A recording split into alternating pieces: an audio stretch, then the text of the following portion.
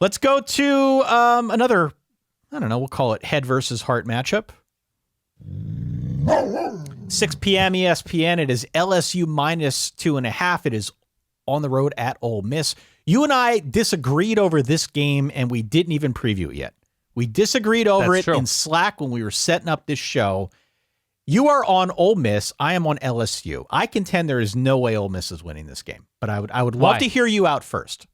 Give me your thesis for why you like Ole Miss.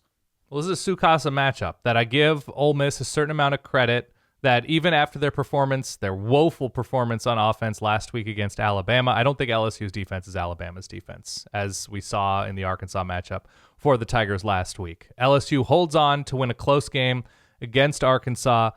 The game, once again, it's in Oxford. Yeah. I still like Lane Kiffin as an aggressive play caller, as an aggressive coach. I don't love this defense, which gives me pause because Jayden Daniels has, by and large, had an excellent year. We saw them look more complete on offense last week, running the ball, getting it to Brian Thomas more, which I know a lot of LSU fans were hoping for this year. But I think it's going to be the holes and gaps. I think it's last week may have been a situation of Lane Kiffin caring too much, right? Needling Nick Saban early on in the week about Kevin Steele and sort of underestimating what Alabama could do, especially on defense after the USF game. I think things are going to be a little bit realigned, to use a very popular term now, for college football. For Ole Miss here, I think Jaxson Dart has a nice game. I think he's a dual threat without the size necessarily of KJ Jefferson, but I think he's a playmaker enough that they're able to win this game at home by, 4 or 5 points outright. Here's what I want to know. You did the LSU Please. preview at the start of the year. Yeah. You did the Ole Miss preview. Of these two teams, where are they relative to your expectations?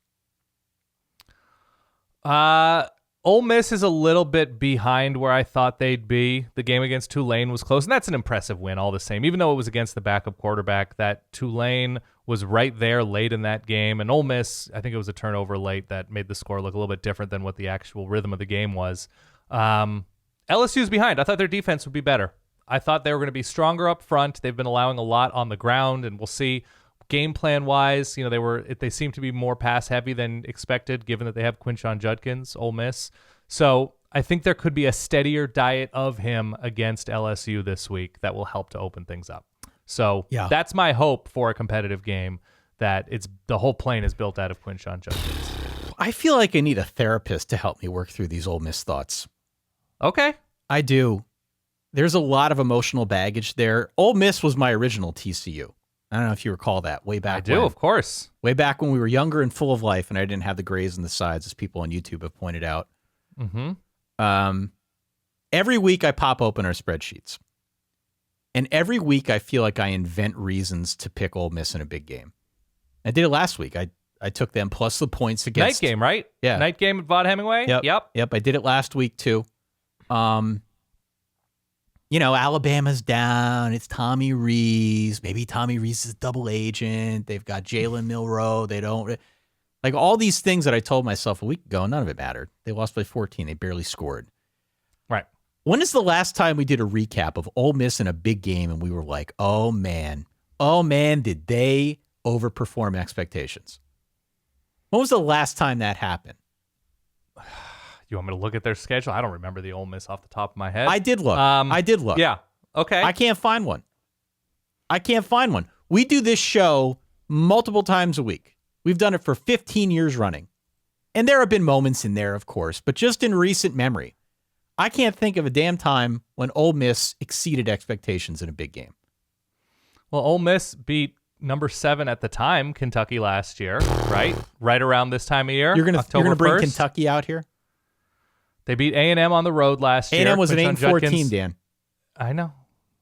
8-4 team. A&M? No, A&M last year did not win 8 games. Right. 5 and 7. Judkins ran for 205. Muscle memory, excuse me. Right. I know they faded, after getting up on LSU last year, and that was like the beginning of the end for Ole Miss last year.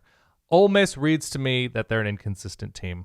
And if they're going to score 10 points in disappointing fashion last week, they're going to look sharp this week for whatever reason, and that's what makes them. You're doing it too. I know. I'm talking myself into it. I am. I'm just not going to do it anymore. I'm not going to do it anymore. There's a saying about fool me once, fool me twice. whatever. Like, I'm just not going there with Ole Miss. Every time I do this to myself, I want to pick them. I invent a way to pick them, and then they let me down. So I'm going to pick LSU. I'm going to pick LSU.